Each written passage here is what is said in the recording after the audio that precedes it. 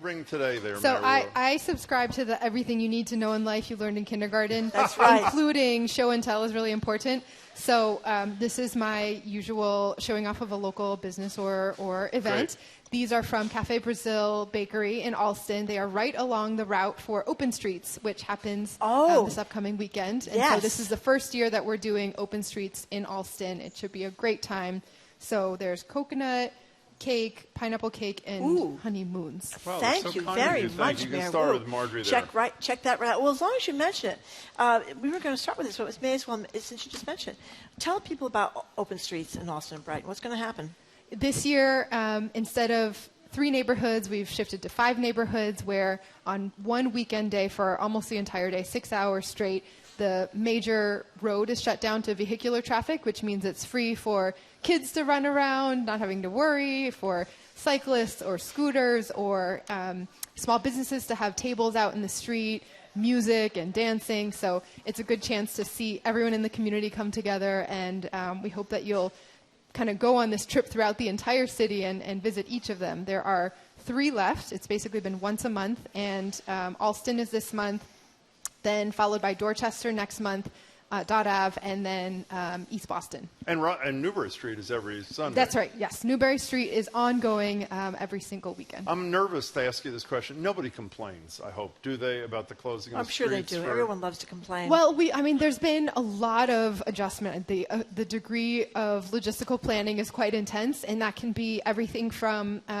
how the fire department and public safety agencies will rearrange their routes so that they still know they can access everything when they need to for example, with Newbury Street, there was one particular parking garage that was right around when the street closure was supposed to end, but it was really affecting their business, so we shifted it back a little bit. And so there's lots of, we try to tailor it so that it works for every neighborhood. It's fabulous, by the way. Keep it. I think it's just spectacular. I love that you're doing it. We're talking to Mayor Michelle Wu. So, in Maywood, on a much sadder note, you called a public safety alarm and conditions down in Massachusetts Avenue and Melanie Cass Boulevard. We talked about this a lot, where people who have mental health issues, drug issues, have now been surrounded by a lot of criminals taking advantage of that situation. There have been assaults there, and which is horrible. But I did think that there was some good news about Long Island this week, the bridge to Long Island and the revamping of those buildings. So tell us about that. Yeah, and I will say it's a very, very difficult situation for cities around the country.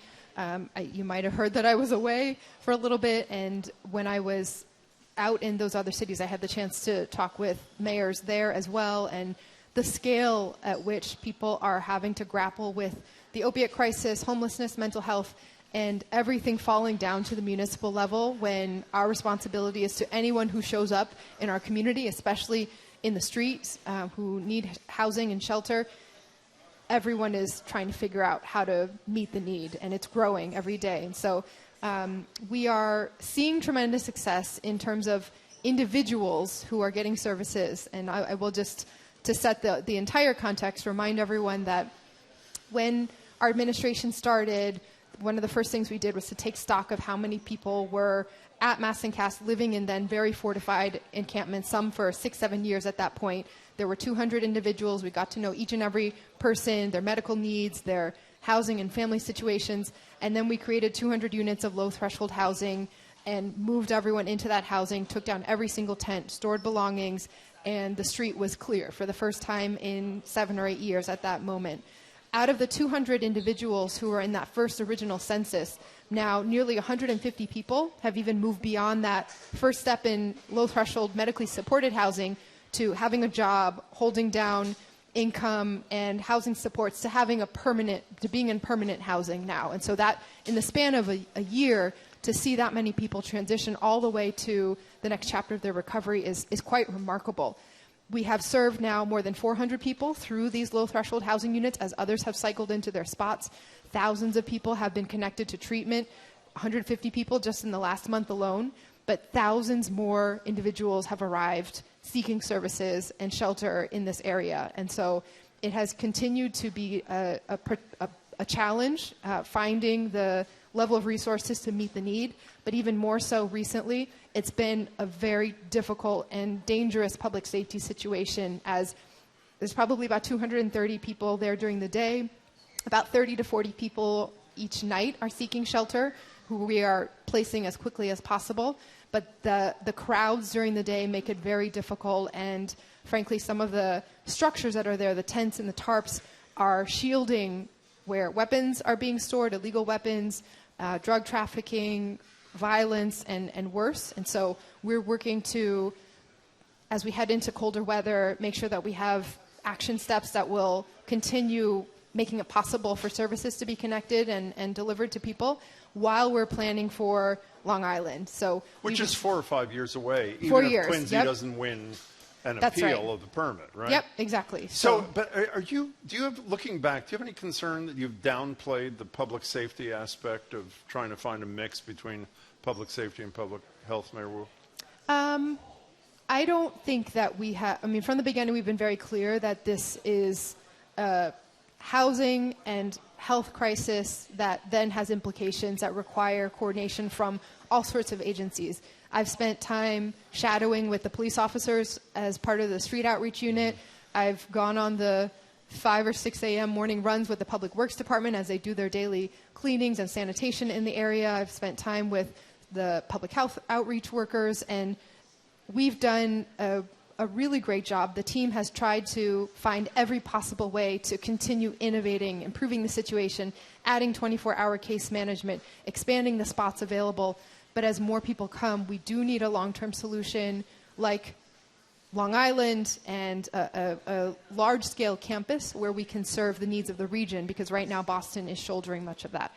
We're talking to Mayor Michelle Wu. Speaking of housing, before we get to the calls, we talk to you ad nauseum every single month about your home rule petition for rent stabilization at the State House, which appears not to be flying through the legislature. As I'm sure you know, at least one legislator is talking about putting the question on the ballot, collecting signatures, putting it before the voters. If he does it, and it looks a lot like what you proposed in your draft legislation, would you support the ballot campaign? I haven't seen the language yet, but if so, yes, absolutely. I will specify every city's situation is different.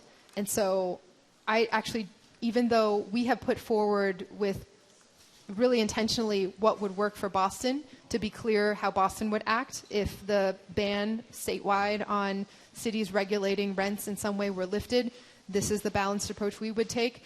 That wouldn't necessarily work in other cities either. So it's not a kind of copy and paste for other cities. We probably need much broader language that just empowers municipalities overall to take the actions Local that work for option them. thing. Exactly. Okay. Let's take some But I will calls. say, Yeah, speaking of that, sure. because we're always talking about how city and state need collaboration, one big item that happened with the state, the legislature, and the governor's sign-off recently was Boston getting an MBTA board Yeah. seat. So How are you that, picking the person? How are you going to decide who that person is?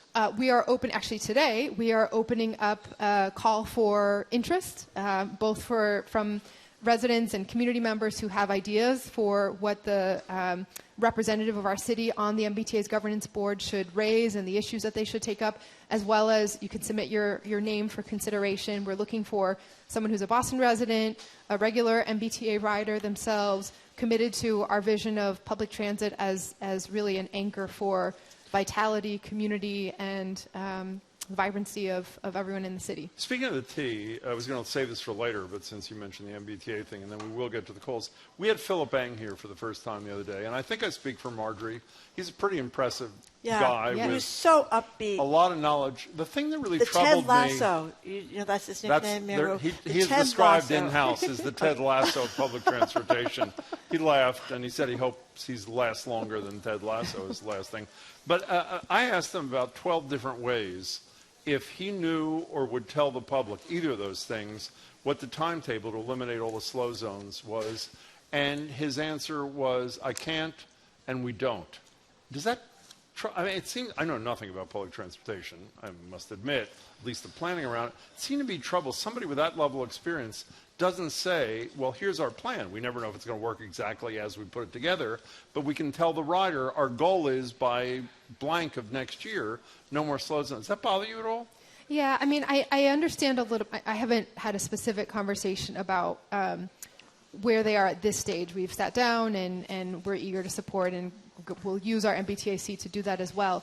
But have a guess as to the type of dynamic that he's facing, in that the T has really fallen so far in public confidence that any expectation that is not met now reverberates so much, right? We had the Orange Line shutdown where a certain set of initiatives was promised that would result in a certain set of benefits, and while much of those were delivered, afterwards there was just a deep dive into what happened, and then there was a feeling of, well, did this actually accomplish what it was supposed to? So maybe they are erring on the side of being really intentional and sure before they set any public expectation, because they are in such need of rebuilding trust.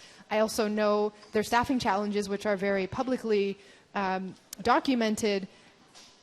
You can't promise anything in terms of service delivery until you're sure you have the people power to be able to back it up. And if that's a priority now, getting their hiring processes set, figuring out the signing bonuses and other mechanisms so that people want to step into these jobs and can sustainably do them, that probably has to come first. But having said that, would you not be more comfortable as the leader of the city and leader of tens of thousands of people who take the T every day if we did have a... Oh, absolutely. I mean, I think people aren't demanding perfection. We all know there's a lot of work to do. We want transparency, and we want to know what's happening right now. And even if the timeline is a little further out, give us a sense. Is it next year? Is it 10 years from now? Just so we can start to figure out how we plug in. And that's the kind of advocacy that I hope we'll be able to provide on the T. By the way, I just learned from our colleague Sandra, GBH will have a table at Open Streets on Saturday, and we have excellent swag, I should say. Would you not agree? Excellent swag. Where do you absolutely. want to go, Marjorie? Lois in Mission Hill, thank you for calling. Hey, Lois. Hi. Hi. I wanted to ask you a question about the difference between Mayor Menino's love of neighborhoods and support of the neighborhoods as individual and lots of personality, each one, entities, as opposed to the present. I hear an echo. We're good here. Okay, fine. As opposed to the present attitude toward development, which seems to be build, no matter what. We live in a small, low-rise part of Mission Hill, which is actually the city's smallest historic district as such, but it's not a historic district, it's an architectural conservation district. However, we really feel pressed upon by developers who want to put up their stuff, which seems to be the present formula seems to be 7 stories is okay, 150 units is okay. Lois, I hate to interrupt you. What's the question for the mayor, if you would, please? What's the present attitude toward neighborhoods that have a character of their own already, and don't want to see themselves overrun by developers? We got yes. it. I think the mayor knows what you're talking about. Thanks, Lois. Yes, and I have a sense of exactly what you're talking about and some of the challenges, because there have been many proposals for new buildings in that area over a number of years. And often what you are seeing in terms of new construction or kind of buildings rising up, it is also important to recognize how long of a time frame, how many years of planning approvals can go into that. And so it will take a little bit of time just to kind of fully see the approach and the results of our administration, but in terms of development, but we're working as quickly as we can on that front.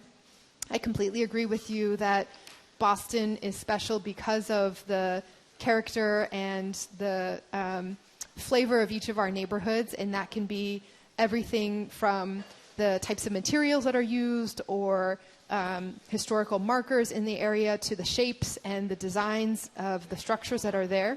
We, in fact, are making some major changes to how we oversee planning and development and zoning so that there will be more predictability in the process, along with more heterogeneity and recognition of the unique aspects of each neighborhood. So a couple things happening right now. There's an effort to centralize and shift most of the planning efforts so that they can be coordinated among all of the various agencies that have anything to do with the built environment, not just the buildings themselves, but parks and environment and streets and mobility and arts and small businesses.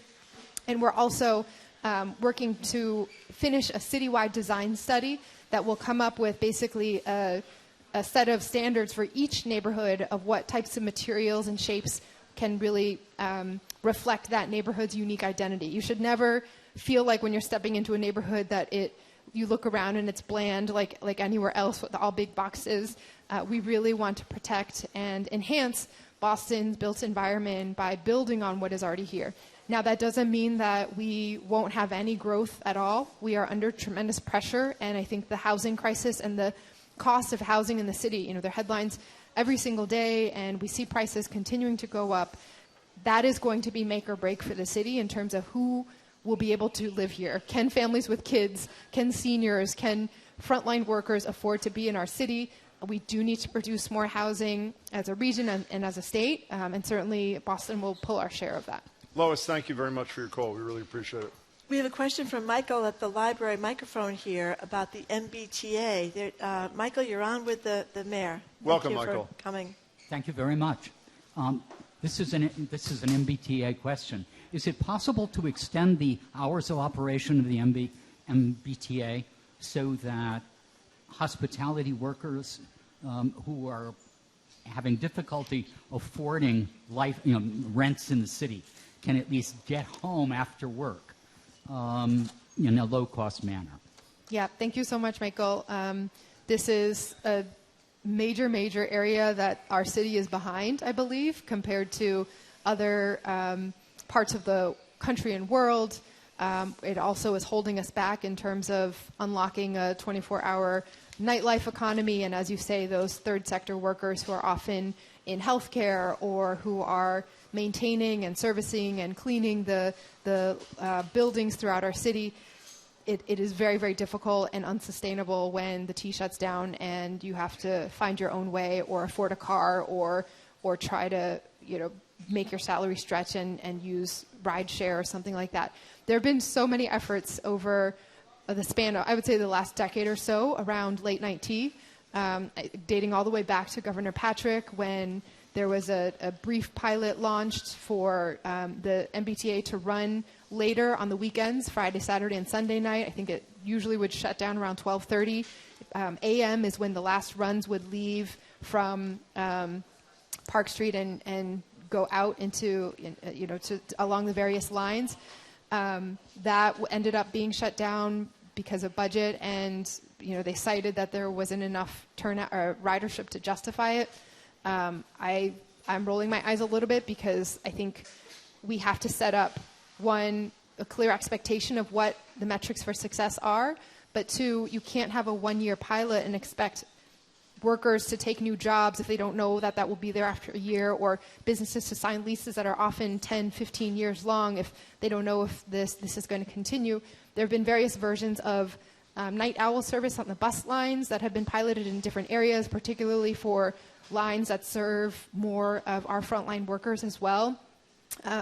Some of the fundamental structural challenges, as far as I understand them, again, can't wait to dig in more with the MBTA board, that because our trains are much older and because they are not electrified, for example, it requires a certain number of hours to reset everything, to take the trains off the track for maintenance and services. So it would be a different system if our infrastructure were more modernized as well. So it's this extra urgency for us to be able to make those changes to the tracks and to the train cars and the signaling themselves so that we can open up all of what would be unlocked if we were able to do that. Thanks for the question. By the way, I asked the same question of Philip Eng the other day, and Marjorie or Jamie, please correct me if I'm wrong. I think his answer was not unsympathetic, but it surely wasn't near the top of his to-do list, that he felt he had to fix what is rather than expanding what isn't. In any case, 877-301-8970. Michael, thanks for the question. Robin in Cambridge, you're on with the mayor of Boston. Michelle Wu, welcome. Hi there. Thank you for taking my call. And I want to first say, Mayor Wu, that I'm so impressed with you and your administration. I wish you were my mayor. I'm in Cambridge, but I'm very Sybil's much doing okay. tired. She's doing great. Nah, no, we really need you. And I have a history in Boston, but I read a really interesting article this week in Fast Company about what Apple Corporation is doing in California. They have designated and are already granting $1.5 billion for the elderly homeless and for others in the area. They've been very worried about affordability. They've been very worried about homelessness. They feel that these issues are important for their own sustainability. And I don't know if you're aware of this article, but they have some examples of amazing innovation in San Jose that I really think you should be aware of. So my question is, number one, are you aware of the article? If not, I can send it to you. And the other is, are you and your administration being as innovative as possible? Are you aware of what other cities are doing? I think the answer is yes, but I'd love to hear it from you. Thank you. I will definitely look for the article. If we can't find it, we'll find it. But knowing FastCore, San Jose, elder housing, I'll try to find it and see. We're always on the hunt for great ideas and have no shame about trying to replicate the good ones from other cities. Housing is truly the area of focus and where we've been directing the federal recovery funds that we have and the public land that has been audited and made available, and any of the redevelopments of existing city buildings. We're trying to find ways to put housing on top. The West End Library, for example, we are actually building back, which it needs its own repairs, so we're building that back up and then adding housing on top, which will likely be part of our subsidized housing portfolio through the Fair Cloth provisions, where the federal government will pay for maintaining it if we build it. And so we're trying to do everything that we can.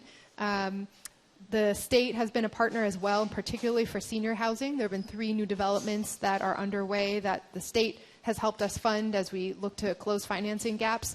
And whatever ideas on this front, we're really looking to dig in, because housing and transportation, supporting housing, I think are the structural issues right now that we have to solve as a region. Robin, thank you for the call. We appreciate it. Miwu, I know you wanted to mention some back-to-school situations and give us an update on White Stadium, so go ahead.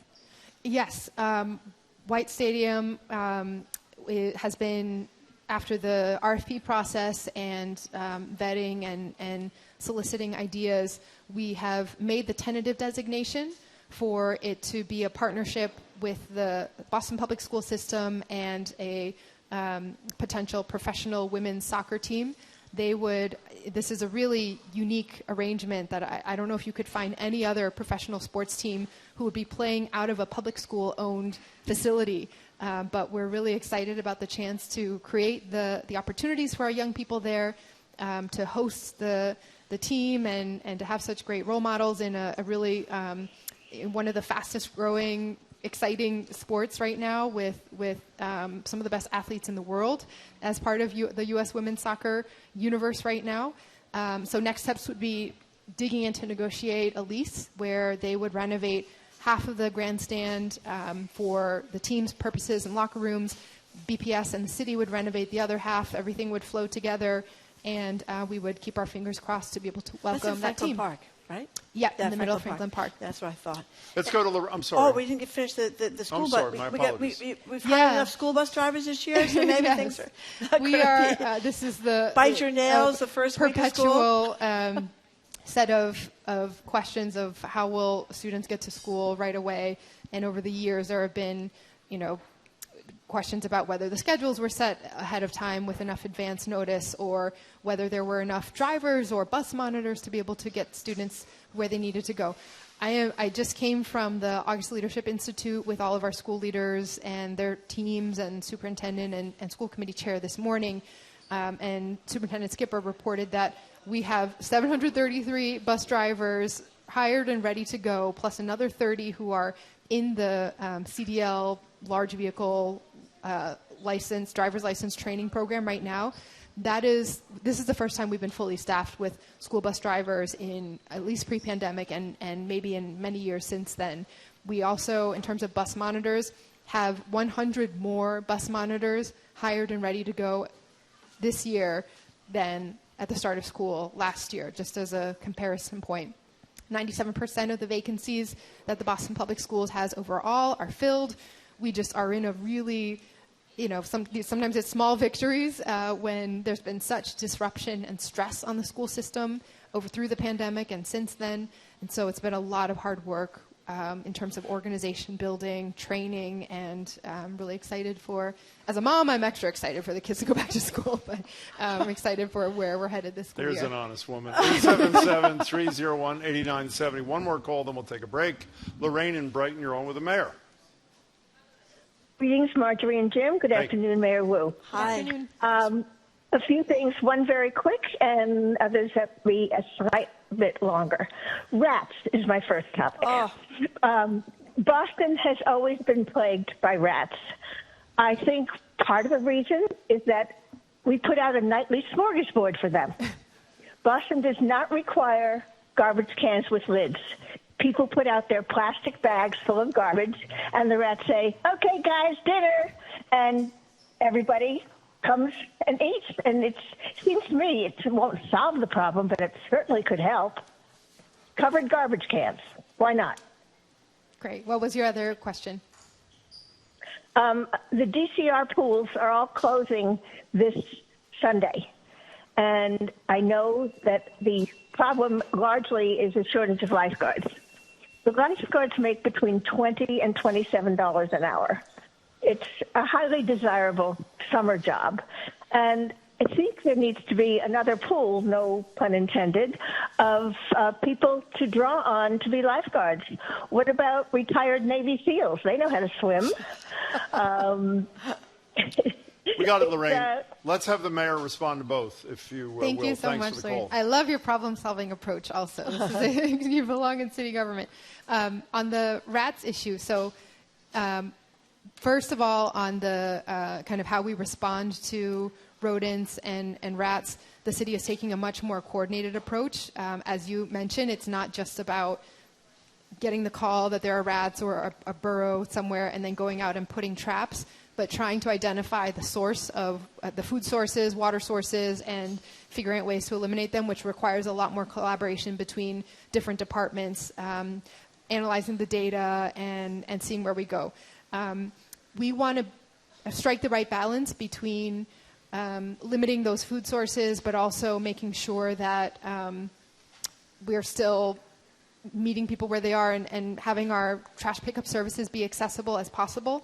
So we're planning to make some changes to the trash contract as well as it comes up for renewal in the next couple of years. There's some one-year extensions that are possible, but we're really thinking about bringing some more specificity to the contract. Right now, it's one standard contract that applies to every neighborhood in the city. And then there's a few locations that have a slightly different pickup, but we need to identify there are certain neighborhoods, including Alston, including the downtown area, where it's a different density of restaurants and other areas that are generating those food sources. And so that has to be taken into account, whether it is later times that we require trash to be out by so that you could put it out the morning before you head out for the day, as opposed to having to get it out the night before because you don't want to wake up at 4 or 5 a.m. to put out the trash. That has a lot to do with how we structure the incentives for our vendors, as well as how we can manage traffic, how we factor in yard waste and separating that out into a different day. So a lot of that is underway as we're thinking about this window opening up for renegotiating the waste management contract. Rats will certainly be a piece of it. On pools and lifeguards, this has been a big area of focus for the city. We want every young person growing up in Boston to know how to swim, to have access to swim lessons, and that means we need our pools to be open. There have been many, many years of deferred maintenance on the pools, and we have gotten more open, even in the time that we've been in office, than in a very long time, but through a combination of other pools coming offline or school buildings that are closed down for school construction so that we can't have the pool in the building open even though the pool is okay. It'll take us a little bit of time, but we are making good progress in having the pools functional and renovated and on schedule, having audited the whole system. We are actually fully staffed up in terms of lifeguards at the city level, but understand that other agencies certainly have challenges, and part of that has been creating a free lifeguard training program in the city of Boston as well. And so this is a great job opportunity. We want to make sure that it pays well and is available for everyone in the city. Mayor, you were just mentioning the pools and that they have been neglected for many, many years. And this, as you know, became kind of a sticking point. BUR reported that the city council knew about Boston swimming pool closures long before the summer. Apparently 10 of the 18 have been closed, mostly pools in Mattapan and Dorchester. So it does seem like, were they that bad that they couldn't be open for the summer? Was that the problem? So there's I could run down the list in my head of all of the different situations, but overall, I will say, unlike previous years, no pools were closed this year at all due to staffing shortages. And so again, with the availability and focus on recruiting lifeguards, that was a major success and step forward. Several of our pools are at the point where the filtration system is broken, or they are losing so much water that it is not safe, or there's some other structural issue.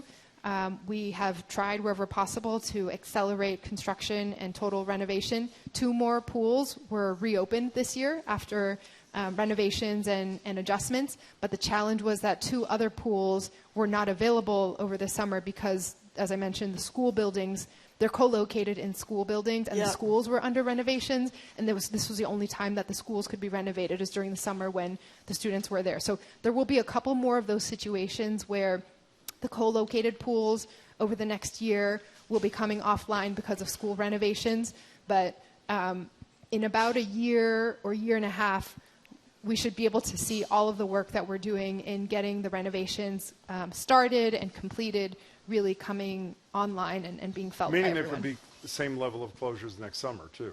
We will have, I think, another 2 coming offline because of school building related issues, but we should have, I think we will end up having more open, even some that may finish renovations later this year, miss the summer, but they'll be open for the rest of the year. We have to take a break. Before we do, we have seen you dance. We've seen you jump into a swimming pool. Yep. We've seen you play the piano at Symphony Hall. Have you done the slide yet, or have you not? Tell people about the City Hall smiling. slide. Let's see what the answer is. Okay, the slide is for children. I will just be clear. Some of us are children at heart and would like to just test out to understand the real situation there. So I will not comment on that right now. So you have. I have not yet. Yeah.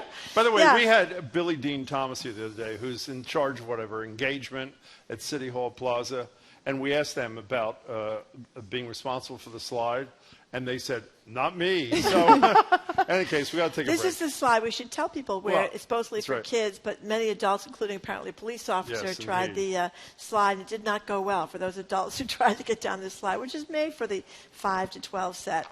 And Anyway, it looks like there's a group of young people who We're want going to get to after the call break. them in a Okay, second. perfect. We are. Okay. We are talking with the Mayor of the City of Boston, Michelle Wu. We very much appreciate her time. We're going to take a quick break, and we'll be back. You're listening to 89.7 GBH Boston Public Radio. We are broadcasting live from the Boston Public Library, streaming on Facebook.com/GBH News and YouTube.com/GBH News.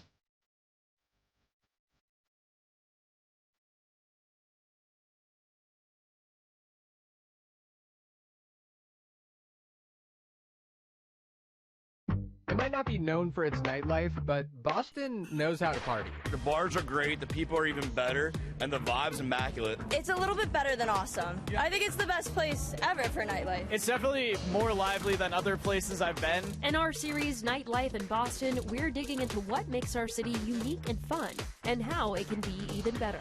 If the bars were open later, and if there was happy hour. Text us your ideas at 617-300-2008.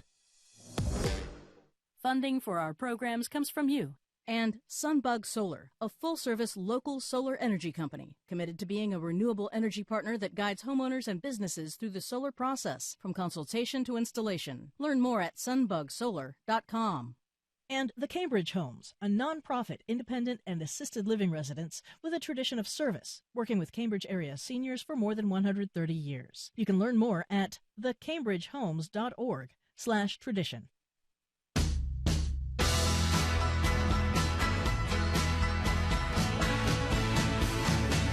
Welcome back to Boston Public Radio. Jim Browdy and Marge Riga. We're live at the Boston Public Library, streaming at facebook.com/GBH News, youtube.com/GBH News. Friday, the Attorney General will be here for Ask the Attorney General. Right now, the Mayor of Boston is here for Ask the Mayor. She's here a little bit after 1 o'clock. We were going to, at this break, welcome students, and thank you, Annie, our colleague, students from Epiphany School in Dorchester. But apparently, a student at the Epiphany School has a question. Is that correct, Latif? Yes? Come on over, Latif. Welcome to all of you, by the way, and thank you for coming. We really appreciate it. What's up, Latif? I'm doing good. Good. A little bit, raise the mic a little bit towards your mouth. Just tilt it. No, I mean angle it a little bit. Perfect. Good. All right. Hey, Mayor. Hello. I'd like to thank you for giving us the opportunity to speak on things we have on our minds. I'm going into the 10th grade, and I noticed that there's a lack of resources in Boston public schools versus private schools. What are your plans on improving that and making a change? And what kind of resources in particular are you thinking about, Latif? Technical and like resources like in the classroom, such as like desks, books, and things of that sort. Yep. Okay. Great. Thanks, Latif. First of all, congratulations. 10th grade is really exciting, and can't wait to see what roles you step into after that. What did you do over the summer? Did you have a job or I worked at the Epiphany. Oh, great. So one, I just want to emphasize like you're a perfect role model, that what we want to think about for schools and the resources available for our students and young people isn't just about the months that you're in the classroom, but year-round, after school, before school, and all of that. And so we were really excited that the city had doubled the number of paid summer jobs slots this summer, filled them, went above and beyond, and we're going to try to even push that goal more next year. In terms of what you see when you walk into a building, I agree that for years that has been something that has just been heartbreaking for me. There's some schools where you go in and, the bathrooms aren't working, or there aren't shades properly on the windows and the sun's coming in your eyes. So having the facilities and the technology in place is a big priority of ours, and that's why we are renovating and rebuilding so many school buildings. We're trying to find ways to make the major investments that some of our schools that have been neglected for far too long, like Madison Park, for example, will get the full space and physical space they need to have the programming that our students deserve. I think arts and sports are a really important part of it too. It's not just about the academic subjects. We want to make sure there's rigorous, nurturing, learning environment, but then also that you get to be involved in whatever sports you want to play, and play an instrument or sing or dance or perform or do visual arts, so that you're really growing as a whole person. And so some of that is really coming up with what are the basic standards that every school needs to have. For every elementary school, what do we need to guarantee? For every high school, what do we guarantee as a baseline? And some of our high schools, frankly, are a little bit too small to have the full range. You're kind of trading off. You can't have as many academic class choices or AP classes, and you can't have as many sports at one time when the school is so tiny. And so we're starting to make space to be able to scale things so that everyone will have full access to opportunity. And then the last thing I want to say is partnerships. Every major business in Boston should have some school that they are working with or investing in. We're already working with some of the tech and life sciences and biotech companies to get involved with the schools. We just launched a new partnership with JetBlue, where they're going to be investing in aviation pathways and training programs.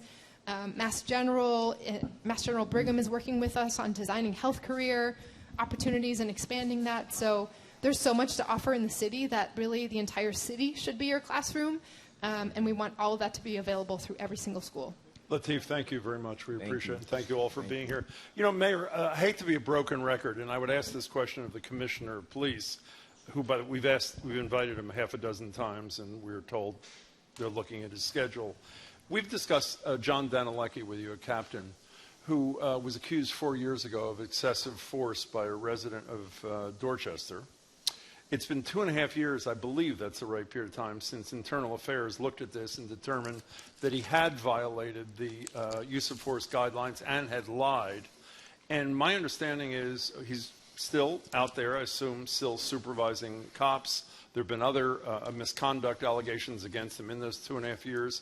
And at least, as far as I know, the commissioner has done nothing to make a determination here. Do you know what's going on? And two, are you troubled that people in the city are on his watch, even though he's been accused of pretty serious things that have been confirmed by Internal Affairs? I did ask about this one in particular because Great. it has been a broken record, and I figured I would just My apologies for the check broken on that. record. Yeah. And I do not have an update to share in terms of a formal resolution, but I can assure you that action in terms of the internal processes is moving along. You know, we are in this large of an organization. I think we're always striving to make sure that the processes can be both efficient, but also ensure that there is enough consideration and due process. And so, you know, I don't want to jump to conclusions in terms of trying to preempt or short circuit what happens internally, but I know it is moving along. So I'll ask you what I asked you a few months ago in the spirit of the broken record that I am.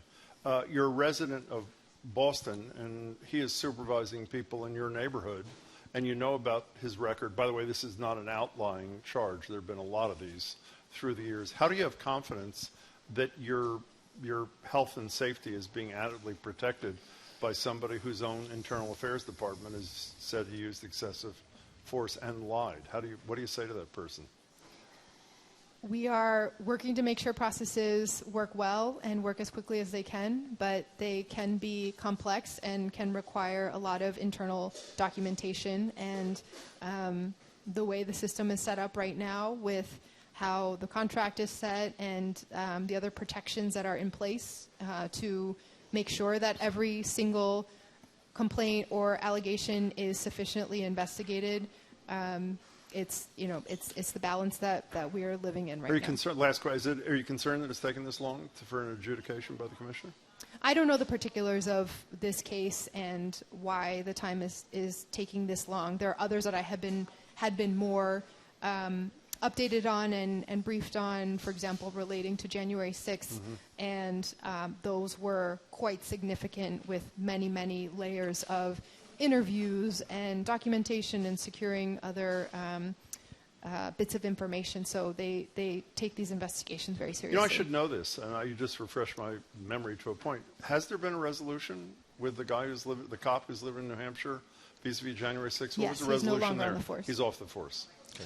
We're talking to Mayor Wu, Michelle Wu. You know, we just got a text from a gentleman named Mark, works for Boston Water and Sewer, and he says city workers are underappreciated. They can't afford to live here, but we must. And I want to know what we can do about this. There's a lot of city workers, I would think, in that same boat, that rents have become so unaffordable that they don't make enough money to live here, and yet there are these requirements, at least for a period of time, that they live in the city. Should that stand, that requirement, or how do you feel about that? Yeah, I still, this is really difficult because it has become a patchwork of requirements depending on what different unions have negotiated, and so there are some, I think the vast majority of city workers are covered by an agreement that requires 10 years of residency in the city. And after that, it is up to everyone's choice. There are some places where the 10 years is not required at all. I believe that it's important for city jobs to be a source of stabilizing and creating wealth in our communities wherever possible, and that historically they have played a function to help people get rooted in our communities and live and understand the issues here and then give back and be involved. With housing prices where they are now, that becomes a very stressful situation, especially when some of the unions that have the least flexibility on residency requirements are also at the lowest end of the wage spectrum as well. And so, we're looking to, again, focus in general on the housing crisis, but also think about ways that we partner with municipal unions and others around housing vouchers or subsidies and supports, thinking about city worker housing in particular. But there have already been changes where, for example, it used to be a requirement across the board that if residency applied, you had to prove residency before you could get your first paycheck. In cases now where someone is having to relocate to the city with prices how they are, it is not possible for them to afford a place before they start getting a paycheck. Yeah. So there's been some short time frames for people to get started with a 6-month window, for example. And so we're trying to adjust where we can, but this has been a source of stress for many, many workers, and certainly something we're in collaborations about as we think about the next round of bargaining. Let's go to West Roxbury. Paul is on the phone with the mayor of the city of Boston, Michelle Wu. Hey, Paul. Yes, thank you very much. Sure. Hi, Mayor Wu. When you served on the city council, you wrote an extensive critique of the BPDA, Boston Planning and Development Agency, successor to the BRA, the Development Authority. What were you hoping to accomplish with that, and you called for its abolition or restructuring? What were you hoping to accomplish? What problems did you think that would solve, and what is your current thinking on that? You have a new director in place, Arthur Jameson. Have you put that aside for now? What is your current thinking? No, in fact, we are moving forward with much of it. The original impetus behind that 70-some page report was just observing that in many, many cycles of the city's history, there had been, basically since the BRA was established, the Boston Redevelopment Authority, and since the backlash stemming from the clearing of the West End and displacing, whether you call it 12,000 formally or informally estimated 20,000 people, there had always been a call that structure wasn't working because it was short-circuiting the public planning process and community involvement and prioritizing the kinds of development review that would lead to individual parcel-by-parcel action rather than a collective and coordinated approach to the built environment. And so I was hoping with that report of kind of bursting the bubble that we would always keep talking about it but couldn't actually move on it without state approval and state legislation, which can be complicated to get. And so I outlined in that report the specific actions that we could take uniquely at the city level, which included shifting employees over, changing real estate practices, and shifting some of the funding and ownership so that it would be more accountable to just as any other department is. And in fact, we are moving forward on that. And so the BPDA's employees will all be shifted over to the city of Boston. They will be subject to the same accountability and processes as every other city department, unlike what it had been previously. There are some logistical HR things that have to be worked out there because they were on a different pension system and retirement plan, and we want to make sure everyone is whole and better off and not having to sacrifice different parts of their employment working environment that they had been guaranteed when they were hired. And so there will be a little bit of a transition there. We've already created a planning advisory council that is on the city side and not sitting over the BPDA, which coordinates centralized planning and consideration between the development review and planning arms, as well as our streets cabinet, arts, small business, environment, climate, and housing, and disability access and the equity cabinet.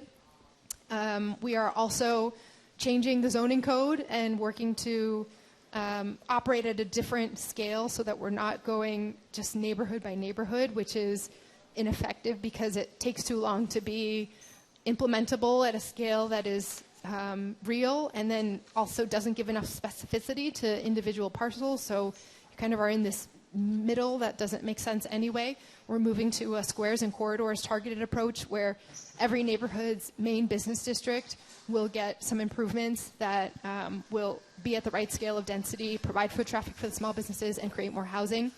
We're linking together our citywide open space and civic space master plan in addition to the design study that I mentioned earlier.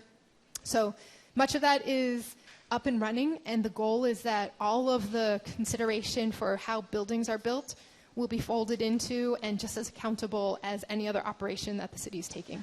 Thank you, Mayor, and thank you for the call. Right before I think it was right before the NAACP convention came to town, you said this convention will forever leave its mark in infrastructure, community building, and determination of Boston to be a city that leads the way. It came, it went. What's your takeaway from its week here? It was kind of magical. I got the chance to see our city through the eyes of many convention goers who had never been to Boston before, and many of whom quite intentionally had not been to Boston before because of the public and national reputation that we have had. And to see the community come together here, not only with the small businesses who were really staffing and providing the services for every part of the experience, but the hub that was set up right in the convention center, which was a really unique, I think, addition to the convention overall, which was a free space. You didn't have to be registered for the convention, and there were tables for local vendors, black-owned businesses, community organizations with information, and there was so much pride and energy and sense of progress in the city, while also reflecting on the fact that many people were here for the first time because of the racial tensions and divisions that we had not fully addressed in the past. So I think overall, we accomplished our goal. Tanisha Sullivan, the president of the local branch, and Michael Curry, who was our Boston hometown hero who serves on the national board of the NAACP, had each, from their respective perches, wanted to ensure that Boston would show a certain side of our city that we know is here, but the rest of the world didn't necessarily know. I think that was incredibly successful. I heard very positive feedback from everyone feeling welcome and excited to be here. We were told that we were the most eagerly welcoming city by the board of any city who hosted. So that was a proud mark for us. And I think in terms of what remains, the impact from small businesses who got contracts, expanded their areas of service and products, we have a lot more work to do, but it was exciting even to show off a seaport that looks very different and was home now to several black-owned businesses who are doing incredible work every single day. Just in the last couple years, that is something different than what we would have seen. You know, speaking of the NAACP convention, Jim and I got a chance to talk to a couple of entrepreneurs there at the convention, and one of them was a woman who does event planning, and she talked about doing events in Israel, doing events in Washington, D.C., had never gotten a contract right here in her hometown. The other gentleman was a parking entrepreneur and talked about the same kind of thing, that we talk about the racial wealth gap in Boston, yet you have all these black-owned, women-owned businesses that can't seem to get any work, which maybe would be fixed with the NAACP convention, or at least partially fixed. But that brings me to Jaylen Brown, the superstar at the Celtics, who's talked about the racial wealth gap a lot, talked about having a black Wall Street right here in Boston, reminiscent, not for the tragedy of Tulsa, Oklahoma, but for what was there before that tragedy in Tulsa, Oklahoma, decades ago. So have you talked to him? And you know what? I mean, he's a pretty charismatic guy. I mean, he's got a lot of money right now. He's got a lot of money. That's right. I think he got a $304 million extension with the Celtics, so he's got a little extra cash hanging around. I mean, what do you think about? Have you talked to him, and what do you think about his ideas? He's just been absolutely fantastic for the city. Long before this contract was signed, and I'm just so happy to see him really making history with it and getting that supermax that he deserved. But years before, he was already just showing up unannounced at basketball tournaments in our neighborhood parks just to be in community and make sure that our residents could see and feel the support. I got the chance to spend some time at the summer camp that he had organized this summer, a STEM program focused on Boston youth. And so he's been working in a number of areas to support the city for a very long time through the foundation work and the work that his family does. And then now to have the platform of someone who has the eyes of the world on them, really pushing everyone to think about how we can all give back and how we all have a responsibility to address the harms that are still very present in our community. I'm not surprised, but I am really, really excited because it just gives even more momentum to the work that we're doing locally. He's going to be a great partner. We have time for one more quick one. It's John from Gardner. John, you're on with the mayor. Hello. Thank you, Madam Mayor. A quick aside, I live virtually across the street from the municipal pool here in Gardner. They're a great thing, especially the outdoor one. So you already talked about it, but whatever you can do to boost that priority, that'd be a wonderful thing, in my opinion. Mass and cash. I'm an alcoholic. I've been fortunate to be sober a long time. I worked in the prison system for 21 years as first third as a drug and alcohol counselor, the last 2/3 as a recreation officer, which was involved with programming and stuff. I guess the point I want to emphasize is that for non-addicts and non-alcoholics, I don't think people understand the allure of that atmosphere. As crazy and unhealthy as it is, there's a draw to that beyond the people that I hope are going there to eventually get services. I'm sure you've elicited input from people that have lived that lifestyle. I won't pretend to say I have not, but I've talked to a lot of people that have let me into their reality on it. I think there needs to be more of a stick as well as a carrot approach, something along the lines of what Sheriff Tompkins had proposed. But there's people down there, criminals, preying on sick and suffering addicts and alcoholics. And that would be a big start to getting things on the right track. But I just want to emphasize it, for lack of a better word, for normal people, it's hard to understand how that would be an attractive atmosphere. But it is, because if you're stuck in that lifestyle, there's parts of it that are boring and mundane and crazy, and people get the idea that that might be a place to go where I have some camaraderie, if you will. And I know you've talked about, what you say, thousands of people have come in since your tenure, and I know you inherited a crazy mess. And in the long term, Long Island is the answer, but we know that's a long ways off, or a big part of it. But whatever you can do to elicit input from people that have lived that kind of lifestyle and know what it's about, because I think the academics and regular people, and I'm not besmirching anybody, I don't think they understand that component of it, that's just going to be a magnet as long as there's any part of it still going on like that. John, good to hear from you as always. Thank you. Thank you for the call. Thank you, John. Thank you for sharing your story and for making sure that you're speaking up for other people who I think often are left out of the conversation. It's been really important to us from day one to build our programming and services off of the specific needs and the relationships that our teams have built with people who have been at Mass and Cass.